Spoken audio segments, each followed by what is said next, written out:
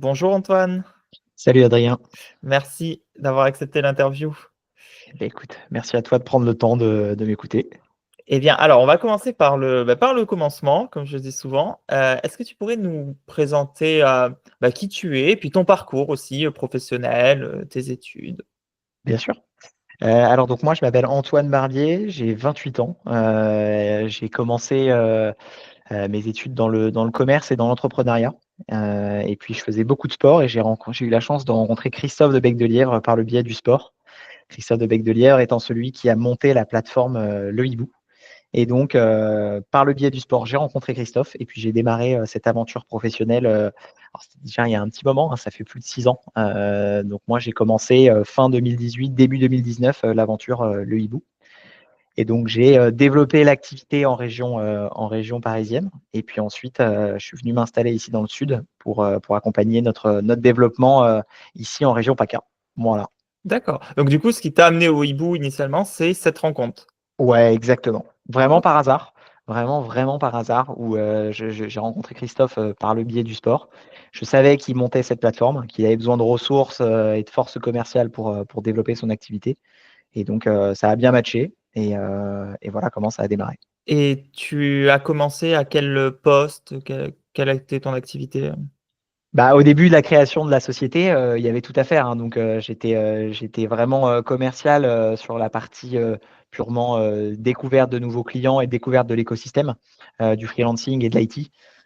Donc j'ai commencé en tant que business développeur, voilà, on était avec Christophe et puis quelques autres commerciaux. On a commencé à rencontrer du monde. Vraiment, c'est comme ça que ça a démarré, rencontrer les acteurs de la tech et du digital, partout en France. Et avant d'aller plus en détail sur ce que tu as fait comme business developer et Mmh, ton poste mmh. actuel, c'est quoi qui t'a motivé à passer toutes ces années au Hibou? Pourquoi le Hibou et pas une autre entreprise, par exemple? Bah, c'est une super bonne question. C'est vrai qu'aujourd'hui, dans l'air du temps, ça se fait de bouger, assez souvent de société. On fait 2, 3 ans dans les boîtes. Mais, moi déjà, j'ai cru, vraiment dès le début au projet, parce que, sur cette verticale IT et freelancing, j'ai tout de suite cru au projet. Et puis j'ai vu, une énorme croissance et donc je me suis dit, voilà, je suis dans quelque chose qui m'intéresse. Donc déjà d'un point de vue intérêt sur le travail, je suis passionné par ce que je fais et puis, l'autre aspect, c'est qu'on est dans une société qui est très saine. On est bien mis en valeur et on progresse beaucoup. Donc, voilà, j'ai aussi, je m'entends très, très bien avec mes collaborateurs et ça fait une bonne partie, des raisons pour lesquelles ça fait si longtemps que je suis là. OK. Et est-ce que tu pourrais nous dire un peu plus ce que c'est concrètement le métier là, de business developer où tu as commencé? Et puis Mmh. ton poste actuel, c'est quoi Ouais. les 2 postes et quelles sont leurs différences? Ouais. Alors le métier de business développeur, si je le traduis en français, c'est développer le portefeuille de clients, un peu basique, mais en fait, c'est vraiment ça l'essence même de ce rôle de business développeur. C'est partir d'une feuille blanche, avec, une idée, un modèle, comme celui de Hibou et puis, bah, d'aller évangéliser, ce modèle, vis-à-vis des prospects, en fait, qui sont pas encore des clients et donc c'est d'acquérir des prospects, d'en faire devenir des clients, leur faire, croire, et leur convaincre que le modèle de Hibou, fonctionne et puis, voilà. Donc c'est vraiment ça ce rôle de business développeur, partir d'une feuille blanche et puis développer le portefeuille de clients et donc, ensuite le rôle que j'ai occupé pardon après, c'est plutôt responsable de région PACA. Donc là, il y a tout de suite il y a toujours cette dimension, business développement, faire grossir le portefeuille client, de la société. Mais il y a aussi cette dimension accompagner la communauté locale et je pense que c'est un aspect qu'on va pas mal aborder durant cette interview. C'est, l'animation aussi de la communauté de freelance, IT en région PACA. OK. Et pour clore sur ce chapitre, vraiment purement orienté métier, c'est quoi une journée type pour toi actuellement, si tu devais la décrire? Alors, bah, c'est ça que j'aime bien aussi dans ce boulot, hein, c'est qu'il y a pas de journée type. Toutes les journées sont un peu différentes, mais principalement, c'est rencontrer des acteurs de la tech et du digital, ici en région PACA, mais je dirais plutôt côté client, côté prospect. Aussi rencontrer beaucoup de freelance, en local et puis ensuite, bah, tout faire pour que, ces 2 communautés, matchent. Donc il y a des réunions, il y a de la prospection, il y a des échanges, avec les freelances, il y a des déjeuners, il y a des cafés, il y a des points un peu informels, voilà. Il y a des webinars, il y a des soirées, networking, voilà. Donc il y a pas de journée type, mais voilà, voilà un peu dans les grandes lignes ce qu'on fait. D'accord. Ouais, c'est là où on s'est rencontrés d'ailleurs lors d'une soirée Exactement. networking, la guilde des E- devs. Exactement. Est-ce que pour revenir sur le hibou en lui-même, est-ce que tu pourrais nous raconter en résumé l'histoire du hibou? Qu'est-ce que c'est le hibou? Et Mm, puis aussi peut-être comment est née l'idée peut-être au mm. départ? Ouais. Eh ben, c'est une très bonne question. Alors déjà, qu'est-ce que c'est que le Hibou? Le Hibou, c'est une plateforme de freelance. Donc on a une plateforme de freelance sur laquelle aujourd'hui on a 110 000 freelances qui sont inscrits. Et notre métier, notre objectif, c'est de rendre disponibles ces compétences rares du marché de l'IT pour les mettre à disposition de nos clients. Donc on est une plateforme d'intermédiation entre d'une part une communauté de freelance qui recherche des missions et d'autre part des clients finaux qui recherchent des expertises dans l'IT. Comment est née l'idée de cette plateforme? En fait, donc, comme je le disais un petit peu lors de ma présentation de mon parcours, cette idée, elle vient de Christophe qui a monté auparavant dans son passé plusieurs sociétés de services, notamment dans la BI. Et il s'est rendu compte qu'il y avait quand même pas mal de soucis et puis que le modèle un peu des sociétés de services était un petit peu poussiéreux. Voilà, il y avait beaucoup de trous dans la raquette des sociétés de services. Et en parallèle, il observait une énorme tendance de fond sur le marché du freelancing qui était en pleine expansion. Et donc, il s'est dit, bah, pourquoi pas faire un modèle de plateforme qui met en relation des freelances et des clients grands comptes qui recherchent des freelances IT. Voilà. Parce que justement, tu parlais de vos clients. Du coup, vos clients Mhm. typiquement, c'est quoi? Des TPE, des startups, des grands comptes? Majoritairement des grands comptes. J'ai envie de te dire, Adrien, 90% de nos clients aujourd'hui sont des clients grands comptes, 440 ou SBF 120. On travaille effectivement avec des ETI, des PME. C'est le cas plutôt en région, notamment en région PACA ou en région de l'Ouest, et un petit peu à Lyon aussi. Mais en tout cas, le cœur de notre activité est surtout sur des sociétés grands comptes. Et alors, c'est pas une question forcément facile parce que ça doit être très hétérogène selon les régions.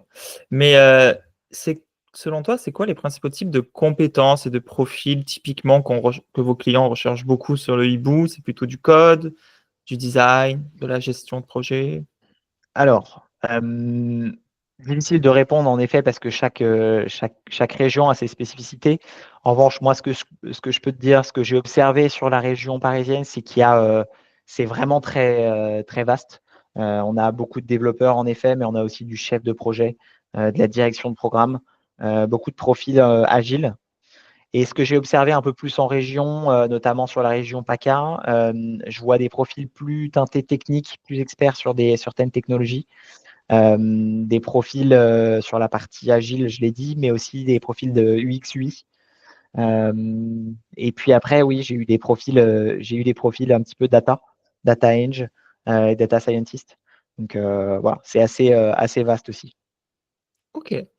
Et si on devait rentrer un peu dans donc tu parlais tout à l'heure de vouloir un peu dépoussiérer le modèle des ESN, anciennement Mm. SS2I. Oui. Du coup, si j'ai bien compris, tu me dis si je me trompe, vous utilisez un peu un modèle ESNI, société de services, numériques indépendante. Est-ce que tu pourrais nous Mm. expliquer un peu ce Mm. modèle et en quoi il est différent, Mm. des modèles plus classiques d'ESN? Ouais. En effet, en fait, c'est là vraiment tout le cœur du modèle de l'EIBOO. C'est qu'à la différence d'une société de services plus traditionnelle, en fait, le hibou n'a aucune compétence en interne pour pouvoir les besoins de nos clients. Donc nous, on va proposer que du freelance. Donc ça a une énorme différence dans le sens où on a une parfaite objectivité dans les profils qu'on envoie et qu'on propose à nos clients. C'est-à-dire que voilà, on n'a pas des profils, une société de service, elle va proposer des profils qui globalement sont en intercontrat. Donc globalement, qui sont payés et salariés par la société et qui n'ont pas de mission. Donc, une société de service, elle va plutôt dire à un client, si, monsieur le client, vous cherchez un développeur .NET, ben, mon profil, certes, il a fait que du React, mais il sait faire un petit peu de .NET, regardez, essayez, allez-y. Alors que moi, enfin, en tout cas, le modèle, le hibou, avec que du freelancing, on a une parfaite objectivité dans le profil qu'on vous propose. Si le profil ne convient pas, c'est pas grave, on retourne chercher sur notre plateforme ou sur le marché du freelancing le profil qui répond vraiment aux besoins de notre client. Et c'est là qu'est vraiment toute la différence avec les sociétés de services plus traditionnelles.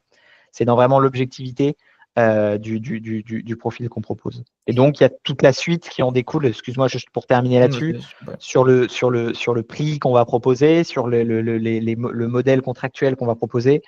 tout est vraiment différent, axé sur le freelancing, en offrant plus de flexibilité que avoir une société de service, anciennement SS2I plus traditionnelle. Donc ça, je vois bien du coup l'avantage pour le client effectivement Mmh, et côté freelance, pour toi, quels sont les avantages d'aller dans une ESNI plutôt mmh, que, une ESN classique? Ou en tout cas, qu'est-ce que les freelances te disent, mmh. y retrouver? Ouais, bah, énormément d'avantages. Déjà, on n'a aucune exclusivité sur les freelances. Donc c'est-à-dire qu'aujourd'hui, on sait, on a des chiffres assez précis. En moyenne, un freelance, il est inscrit sur 4 plateformes en France. Donc s'il est inscrit chez le Hibou, très bien, mais il peut aussi être inscrit, chez nos confrères ou sur d'autres plateformes de freelancing. Si bien que du coup, il a un portefeuille de clients accessibles plus étendu. S'il était uniquement, salarié d'une ESN et ben, l'ESN, si elle est référencée que dans 3 clients, bah, globalement, elle va lui proposer que 3 missions chez 3 clients. Là où, aujourd'hui, le freelancing, en étant inscrit sur des plateformes de freelance, on a un pool potentiel de clients finaux en face qui est beaucoup plus étendu.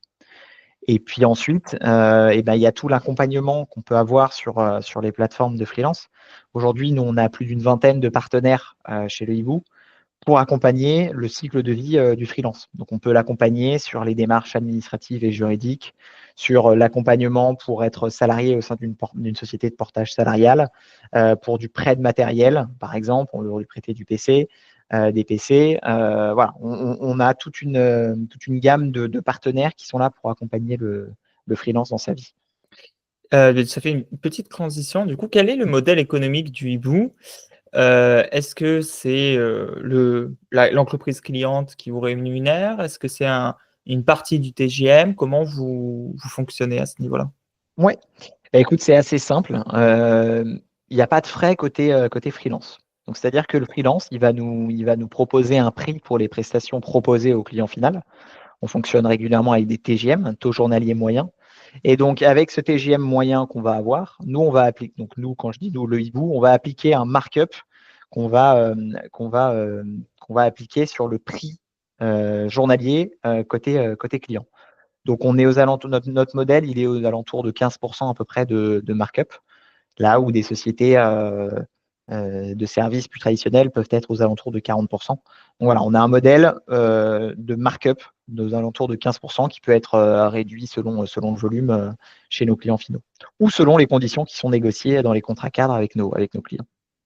OK, ouais, c'est plus clair.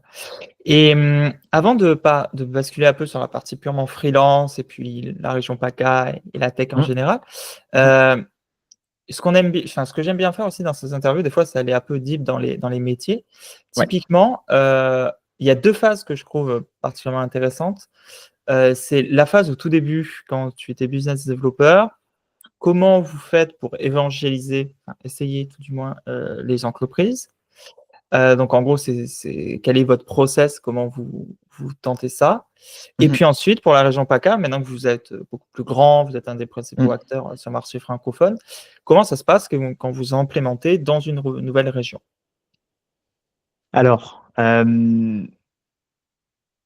Vaste une bonne question, question. hein? Ouais, c'est une vaste question, mais, pour répondre à la question, alors vraiment encore une fois, chaque région a ses spécificités. Mmh, Aujourd'hui, auparavant, ce qu'il a fallu faire vraiment, c'était évangéliser le fait que l'utilisation de freelance, qui était vraiment une rupture d'usage, hein, pour les mmh, sociétés, grands comptes, avait ses bénéfices. Aujourd'hui, ce qu'il faut convaincre sur le marché, c'est plus le fait de dire l'utilisation des freelances, c'est bien, c'est de dire pourquoi une plateforme plutôt qu'une autre. mmh. Et c'est là aujourd'hui où tout le travail qu'on fait, il se positionne, c'est qu'on est là pour apporter, le positionnement et pour éclaircir sur notre positionnement sur le marché du freelancing IT, à savoir de dire que le Hibou est une plateforme de freelance uniquement spécialisée sur les métiers de l'IT et sur des missions grands comptes, avec des profils experts. C'est vraiment la spécificité qu'aujourd'hui en région, on met en place. C'est de montrer ce positionnement qu'on a sur le marché des plateformes IT. Donc chaque région a sa spécificité vraiment, et puis on s'attardera peut-être plus spécifiquement sur la région PACA, après. Tout à fait. OK, bah, juste avant d'aborder justement la région PACA, du point de vue freelance, Mmh. comment ça se passe quand un freelance veut rejoindre le hibou? C'est quoi le parcours? Eh ben, c'est assez simple. Enfin, c'est assez simple sur le papier. Il peut s'inscrire sur la plateforme. C'est gratuit et sans engagement. Ça n'engage en rien. Il peut tout simplement se connecter sur la plateforme lehibou.com, se créer un compte, uploader son CV. Et puis, le plus de détails il va rentrer et il va mettre sur la plateforme, le plus précis, son profil va être et on va pouvoir lui proposer des missions qui répondent à son besoin. C'était une question suivante, c'est Mmh. au niveau de comment vous sélectionnez justement les profils freelance qui peuvent matcher? Et la question qui en découle, comment un freelance, il pourrait l'optimiser son profil? Est-ce que tu aurais des conseils à lui donner? Bien sûr. Ça, c'est une très bonne question. Alors déjà, comment optimiser son profil? Il faut que le profil soit à jour. Ça, c'est un profil, c'est vraiment important. Il faut que la page ou son compte soit vraiment à jour. C'est-à-dire qu'il ait mis toutes ses données, à jour, qu'il y ait un CV qui soit, propre visuellement, qui soit facile à lire, qu'il y ait les technologies clés qui soient très visibles et puis qu'il nous fasse un petit résumé, parce qu'il y a la possibilité de faire un résumé, sur le profil, des missions sur lesquelles on peut potentiellement le positionner. Donc ça, c'est vraiment la clé pour être visible sur la plateforme, c'est avoir un profil complet, clair et facilement lisible. OK, parfait. Hem et pour ceux qui débutent peut-être, que ce soit dans le hibou de façon plus générale, vu que tu as quand même une expérience, Mmh. commerciale, Mmh. est-ce que tu aurais des conseils pour des freelances qui auraient du mal à trouver des missions, parce qu'ils n'ont peut-être pas encore développé leur réseau, que ce soit sur Mmh. le hibou ou, ailleurs? Est-ce que tu aurais quelques tips à partager? Ah ouais, j'en ai plein. Ouais, ouais, j'en ai vraiment beaucoup. J'écoute. Hem, donc en effet, déjà, donc au-delà de la plateforme Le Hibou, ce qui va être très important, c'est d'avoir un profil LinkedIn à jour, propre, soigné. Mais pas que. Donc il y a effectivement, le CV qui est uploadé sur la page, LinkedIn, il y a le petit logo, Open to Work, mais il y a aussi et surtout, j'insiste vraiment sur le surtout, les références. On s'en rend pas toujours compte, mais ça fait une énorme différence et nous, c'est le cœur de notre modèle, le Hibou, c'est, la prise de référence et aujourd'hui, quand on voit un freelance et quand on source un profil qui est sur LinkedIn et qu'on voit qu'il y a déjà des références des précédents managers, eh ben, c'est un énorme plus. C'est vraiment un énorme plus. Ensuite, un autre conseil, c'est d'observer un peu ce qui se fait sur le marché. C'est-à-dire de ne pas avoir un TJM qui soit, complètement décorrélé, des prix du marché. Voilà, on rappelle qu'on propose des prestations. Donc, une prestation, elle est en fonction d'un besoin client. On ne propose pas un salaire, on ne propose pas un salaire brut packagé. On propose un TJM, donc il faut que ce TJM il soit adapté aux besoins clients en face. Ensuite, je pense que, il faut impérativement avoir cette flexibilité que doit, j'insiste sur le doit, avoir un freelance. Un freelance, il se doit, d'être, peut-être, mobile, il se doit de se rendre plus sur site, peut-être qu'un interne. Il se doit d'avoir cette flexibilité et ça, il faut être ouvert à cela. Parce que voilà, pourquoi je l'insiste dessus, c'est qu'on le voit beaucoup aussi aujourd'hui, c'est qu'avec cette tendance du télétravail, du freelancing, il y a eu quelques excès et ça nous arrive de proposer des missions à des freelances qui nous disent: «Ah non, moi je veux que du 100 remote» et ça, voilà, c'est pas toujours possible, surtout en ce moment où, on sent un petit retour en arrière, sur la présence sur site. Donc voilà, donc je dirais avoir un compte, sur une ou plusieurs plateformes, que ces profils soient à jour, que le compte LinkedIn soit également à jour parce que c'est une belle vitrine également. Être, aligné sur le marché avec les spécificités locales du marché, TJM, disponibilité, télétravail, être flexible et puis ça paraît tout bête, mais aussi se connecter rapidement et régulièrement sur les plateformes. Parce que, ça bouge beaucoup. Le marché est quand même assez dynamique. Ça dépend des périodes bien sûr, mais ça bouge beaucoup et il faut être vraiment présent parce qu'il y a une forte concurrence. Et puis je finirai là-dessus, ça fait déjà beaucoup, mais je pense pour finir sur la dimension LinkedIn, je pense qu'un aspect qui peut être très important aujourd'hui pour un freelance, c'est de se constituer un réseau, sur LinkedIn, en ajoutant les personnes, qui, travaillent dans les plateformes, ou dans les gros cabinets, de services.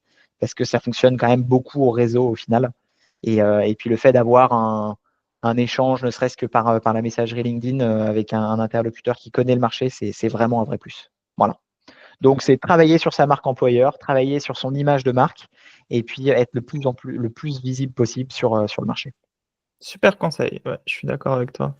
Voilà. Pour rester dans la veine, freelance avant de basculer vraiment sur qu'est-ce que vous faites à Marseille en Mmh mh. PACA? Mmh. Hem, Toi, au niveau de l un peu des enfin, parce que vous passez beaucoup de temps auprès des entreprises, Mmh. comment tu juges l'évolution du marché? Est-ce que tu sens des tendances qui arrivent, que ce soit dev web, intelligence artificielle, cybersécurité ou autre? Quelles sont pour toi les tendances un peu, par exemple, de 2025? Mmh. Mmh. C'est une question, dont tout le monde se pose, en effet, parce que, voilà, j'ai pas la science infuse. En revanche, ce que je peux te dire, c'est qu'on observe quand même certaines, technologies et certains pendants du penchant du secteur de l'IT qui vont continuer à s'étendre. C'est compliqué de pas parler de l'IA et d'intelligence artificielle aujourd'hui. Hem Et on sent que c'est une tendance de fond qui s'accélère énormément. Hem, les entreprises et les clients finaux ne le maîtrisent pas et donc ils ont besoin d'avoir, ce recul et ces expertises qu'ils n'ont pas en interne et donc c'est une certitude qu'en 2025, les sujets, d'IA et d'intelligence artificielle et d'IA générative vont être de très, très gros enjeux à mon avis sur 2025. Et par rapport à l'IA, que Mmh ce mh. soit au sein du hibou ou sur le marché tech en général, quel est ton regard dessus? Est-ce que tu penses que c'est une chance, un danger? Est-ce que par exemple dans le hibou, vous avez une façon de l'utiliser ou que vous avez vu des clients l'utiliser d'une certaine manière? Qu'est-ce que tu Mmh. en penses? Effectivement, nous on l'utilise parce que notre boulot, c'est de faire matcher, une personne morale, des compétences avec un besoin client final en face. Donc on a des outils en interne qu'on a développés maison, qui nous permettent un peu de gagner du temps sur cette phase de matching entre les 2. Donc nous, on utilise l'IA, on a appelé ça Bubo AI, en interne. Voilà, il y a encore beaucoup de choses à faire, c'est sûr. Et après, l'autre pendant de ta question, excuse-moi Adrien, c'était de dire, C'était en gros, comment l'IA, tu penses, va bouleverser le secteur de la tech? Est-ce que c'est ouais. plutôt une opportunité ou un danger dans le nombre de missions qui pourraient, venir? Bien malin celui qui sait répondre à cette question. Effectivement, je pense que ça va transformer énormément beaucoup de métiers. Je pense qu'il y a beaucoup d'entreprises qui aujourd'hui s'y attellent et la route est encore très, très longue. Voilà, je pense que ça va effectivement bouleverser beaucoup de métiers. Aujourd'hui, je pense que c'est trop tôt pour dire, à quelle dimension et dans quelle proportion, pardon. Voilà, je sais qu'aujourd'hui le secteur de l'industrie l'utilise de plus en plus, secteur de la finance et de la santé aussi. Je pense que c'est les premiers secteurs qui vont être le plus impactés par ces nouvelles technologies. Voilà, effectivement, ça va peut-être, remplacer certains jobs, certains salariés, certains employés, mais je pense que ça va aussi créer énormément, mais vraiment énormément d'opportunités, par la suite. Parce qu'aujourd'hui, une entreprise ne pourra pas, là, je dis dans le futur, en 2025-2026, et après, une entreprise ne pourra pas se passer de ses compétences. D'accord. Et avant d'aborder Marseille et PACA, ça va faire le Mmh. fil. Toi, tu es dans le hibou depuis très longtemps.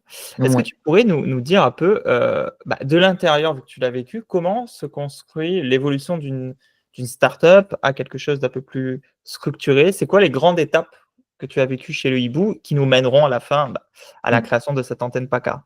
Ouais. C'est ça qui est intéressant effectivement, c'est que moi donc ça fait plus de 6 ans que je suis dans l'entreprise, et j'ai vu vraiment les prémices de la société où là, Mmh. vraiment le maître mot, c'était la débrouille. La débrouille, la débrouille, la débrouille, c'est-à-dire qu'on avait très peu de clients, on n'était pas du tout connus, le freelancing n'était pas en pleine expansion, donc il y avait vraiment tout à faire. Donc le mot, c'était vraiment bootstrapping, voilà, comme le disait Christophe, le la démerde, si tu me permets l'expression. Voilà, c'était vraiment, Heu, faire le plus possible avec le moins possible. Donc ça, c'était la première phase que j'ai observée. Ensuite, il y a eu une phase, importante vu on a connu une forte croissance en termes de chiffres et d'activité, qui a été une phase, plutôt, je dirais, un tout petit peu avant covid et qui était de recruter, où les équipes ont beaucoup grossi. phase de Covid où bon, ça a été un peu compliqué. Et puis la phase d'après Covid où en fait, l'opportunité a été énorme parce que le freelancing a continué à grossir partout en France. Avènement du télétravail aussi qui a facilité la mise en place et le dispositif freelance. Et là, l'enjeu, donc, c'était effectivement faire grossir l'équipe Le Hibou et le dispositif commercial, mais pas que. Donc voilà, c'était vraiment une phase d'hyper-croissance qu'on a connue pendant allez, 2-3 ans, où voilà, on est passé d'une dizaine, même pas, allez, 7-8 employés au démarrage, à une cinquantaine, soixantaine de collaborateurs il y a encore 1 an et demi, où là, voilà, hyper croissance. Et ensuite, il y a eu une phase un peu plus de restructurer un peu l'entreprise, structurer l'entreprise, parce que grossir autant, c'est compliqué. Il faut absorber cette croissance et il faut mettre en place des process, des outils, des équipes, des formations pour accompagner cette croissance et un peu la digérer. Donc ça, je dirais que c'était la phase durant le dernier, allez, je dirais 2023, on va dire. Et là, tout 2024, on observe un marché qui est un petit peu plus frileux. Nous, on continue de grossir parce que notre périmètre continue de grossir. Mais voilà, un peu de stabilité et voilà, bien structurer l'organisation pour être capable d'accompagner nos clients. Donc il y a eu bon, le lancement, Mmh. heu, il y a eu l'hypercroissance, un peu ensuite la Mmh. rationalisation, Ouais. mais malgré la rationalisation, il y a quand même l'ouverture d'antennes régionales, dont celle de Mmh. PACA.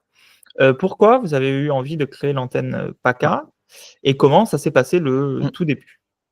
Alors attention, parce qu'effectivement, rationalisation, ça ne veut pas dire on arrête d'investir et on arrête de lancer de nouveaux projets. Rationaliser, c'était vraiment et c'est vraiment être judicieux dans tous les choix qu'on va faire stratégiques pour le moyen terme, moyen court terme de l'organisation. Et voilà, ça ne veut pas dire on arrête d'investir. Et voilà.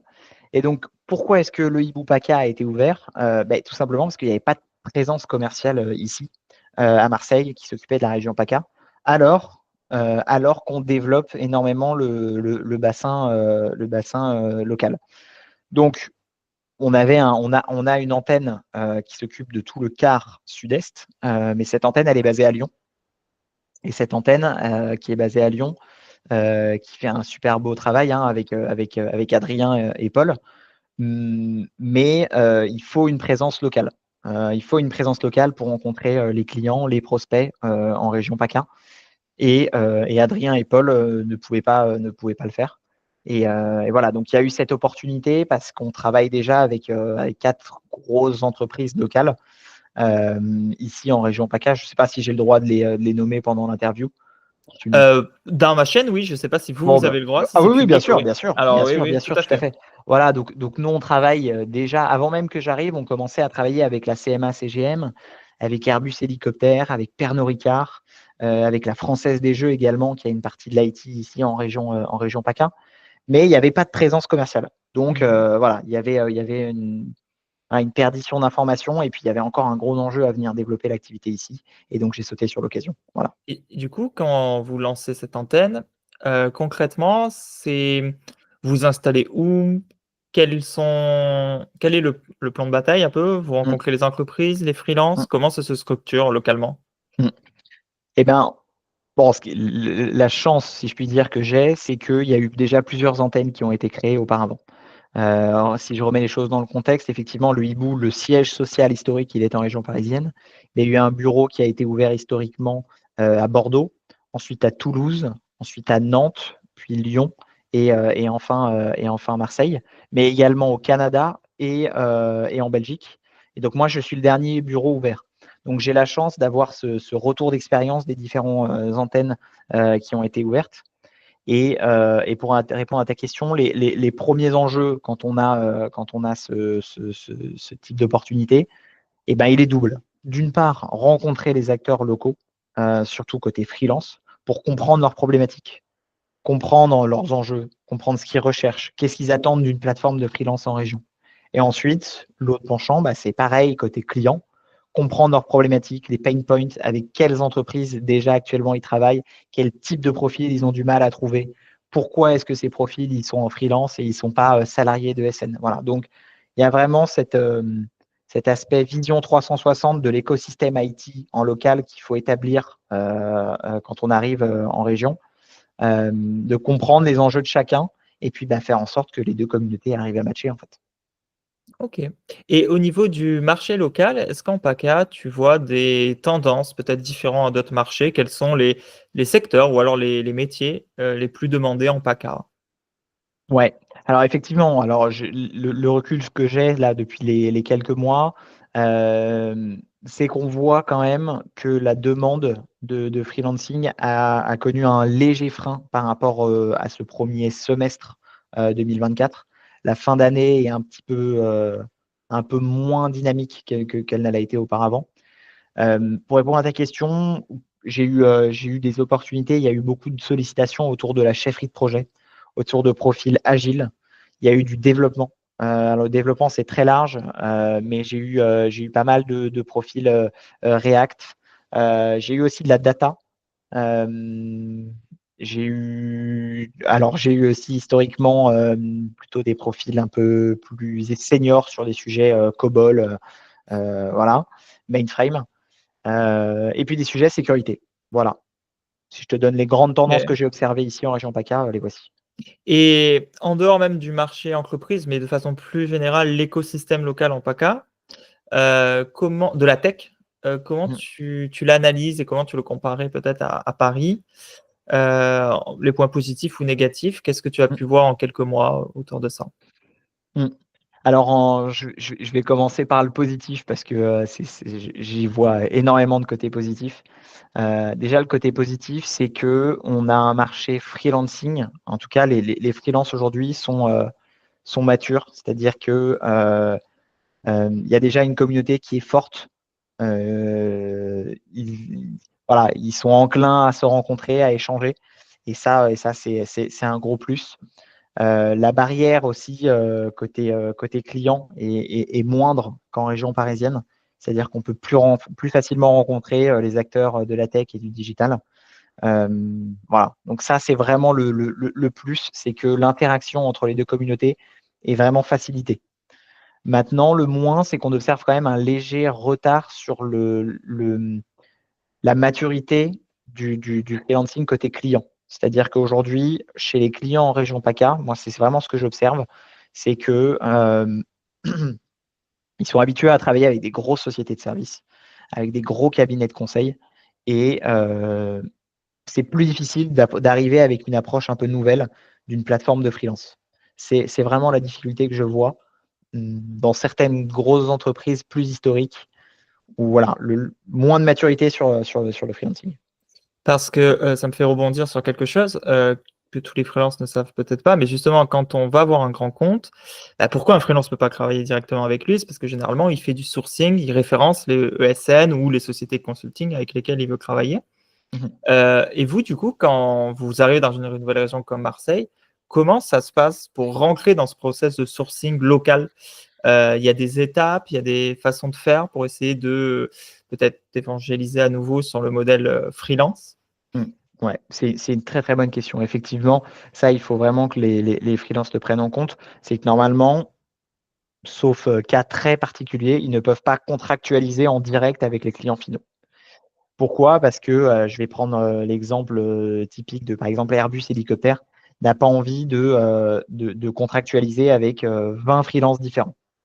En revanche, ce qu'ils vont rechercher, ces entreprises, c'est des sociétés qui vont être capables de porter, la responsabilité de ces prestations. Donc ils vont faire des contrats avec nous, des sociétés comme Le Hibou, qui vont être capables, elles, de contractualiser avec plusieurs freelances, en face. Donc comment on fait pour être référencé chez un client final? C'est là toute la difficulté et c'est là le job. C'est déjà rencontrer les bons acteurs. Ça passe souvent par la service achat, des grosses sociétés ou, les convaincre du modèle, Le Hibou, qu'en fait, globalement, avec un modèle Le Hibou, vous ne prenez pas de risque de travailler avec des freelances. Voilà, donc c'est un process qui est très long, fastidieux en général, la mise en place d'un contrat cadre, parce que c'est un contrat cadre en fait qui régit le référencement d'une société chez une autre. La mise en place d'un contrat cadre en général, ça prend quand même vraiment longtemps, hein. Au moins un an et demi Mmh. à se mettre en place avant que tout soit signé et qu'on ait la possibilité de travailler avec le client en face. Et ça me fait une transition aussi sur, donc à Paris, parce que tu viens de Paris initialement, Oui, oui, c'est ça, exactement. hein? Il y a quand même énormément d'événements et il y a un écosystème avec, Station F et plein d'autres choses qui peut-être favorisent la rencontre informelle, avec des fois des décideurs. Mmh. Heu, Est-ce que c'est le cas à Marseille en PACA? Si c'est pas le cas, est-ce que vous avez trouvé une autre façon, collective lors d'événements ou de rencontres pour, favoriser ça et pas devoir peut-être démarcher un par un, chaque, responsable, d'entreprise? Bien sûr, bien sûr. Alors, bah, déjà, moi, je rencontre quand même pas mal d'acteurs locaux, enfin et de freelance, en local où je fais beaucoup d'événements. On s'est rencontrés, lors de l'événement que tu avais créé, mais j'en ai fait Oui, d'autres et la il y en guilde a des d'autres devs. qui voilà, la guilde des devs exactement, où j'ai eu la chance de rencontrer pas mal de personnes, avec qui je suis en contact, on échange sur LinkedIn et puis donc voilà, donc participer à des événements, comme ça de networking, c'est le premier pendant et puis ensuite, bah, évidemment, rencontrer d'autres acteurs par le biais, d'organisations, notamment la French Tech. Le Hibou fait partie de la French Tech 120 et donc on a la possibilité de faire partie de cet écosystème et de rencontrer les acteurs locaux. Voilà, donc c'est participer à des events, mais aussi en organiser. On va organiser un événement, je pense que ce sera courant février. On en avait déjà parlé, Adrien, mais voilà, où je vais faire venir pas mal de freelance et des clients. Ce sera normalement dans le cowork, Le Hibou, donc qui est situé rue Axo, juste au-dessus du Vieux-Port, à Marseille. Super, OK. Et pour, on arrive sur la fin de l'interview, mais pour quand Mmh, même, toujours finaliser sur cet écosystème local, ouais. hem, il y a certaines personnes, parce que je parle à droite à gauche, Mmh, qui, mmh, comparent, Marseille et la Provence à Silicon Valley européenne ouais. future un jour Mmh. peut-être, sans forcément faire comparaison. Qu'est-ce que tu penses qui manque pour que l'écosystème, au moins au niveau déjà français et méditerranéen autour de Marseille, Mmh. se Mmh. développe beaucoup plus? Est-ce que Mmh. c'est, plus d'événements, plus d'incubateurs, plus de fonds d'investissement installés localement, plus peut-être de centres de formation? Ça Mmh. serait quoi selon toi les ingrédients? Écoute Adrien, c'est une excellente question. Moi, ce que j'ai observé, c'est que, c'est ce que je disais tout à l'heure, c'est vraiment la maturité pardon, des clients finaux vis-à-vis Mmh. du freelancing. Il y a quand même encore un léger retard par rapport à la région parisienne et ça, c'est vraiment quelque chose qui, à mon avis, freine ou en tout cas, ne permet pas une aussi grosse expansion du freelancing IT, que dans les autres régions. Donc je pense que ça passe par, l'évangélisation du freelancing IT par les clients grands comptes et ensuite par la partie, réseau, network. Mmh. Il y a des acteurs, mais c'est encore trop disparate, trop éparpillé. Là où ici, enfin ou dans d'autres régions, il y a quand même des grosses communautés, d'acteurs, IT. Donc je pense que ça passe vraiment par la partie, networking. Après, c'est sûr que tu vois, notamment, vers Sofia Antipolis, il y a une communauté Mmh. qui est très importante, mais parce que ce sont les grands employeurs de la région.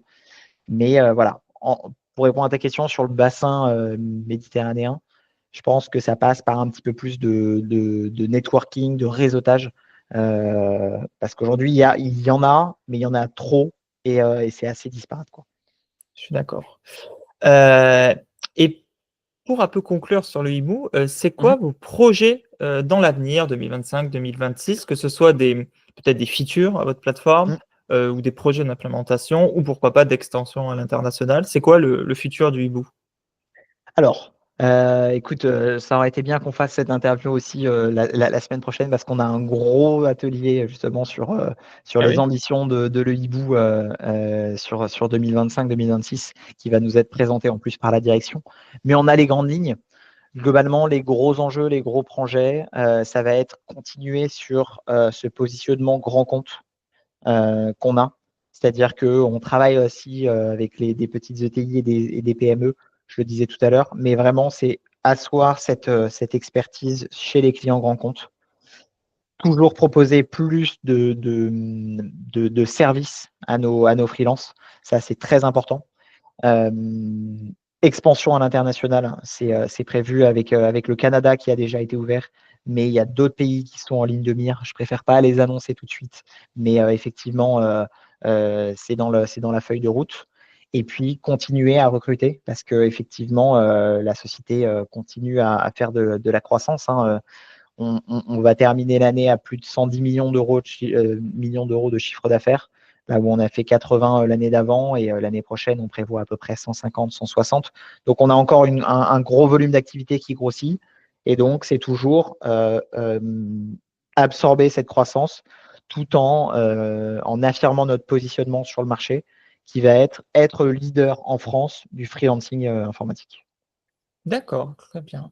Et ça va être le mot de la fin, la Ouais. conclusion. Est-ce que tu aurais peut-être une question auquel je n'ai pas pensé te poser, auquel tu voudrais répondre, ou bien un message que tu voudrais adresser aux viewers pour conclure? Eh ben ouais, à toi. Aujourd'hui, comment tu vois l'arrivée d'une plateforme comme le Hibou sur le marché de PACA? Qu'est-ce qui, selon toi, sont les gros enjeux? Qu'est-ce que je pourrais apporter? Qu'est-ce que la communauté de freelance peut attendre d'une communauté et d'une plateforme comme la mienne? Alors, si on parle pour la région PACA, Mhm. de façon globale, qu'est-ce qu'ils peuvent apporter aux freelances si on enlève même le côté local? C'est le fait Ouais, de pouvoir se connecter aux grands comptes. ouais, C'est ouais. clairement un élément Mm, différenciant, c'est-à-dire qu'un excellent freelance en prospecting n'a pas accès aux grands comptes, même s'il est mm, très bon, même s'il a un mm. super LinkedIn.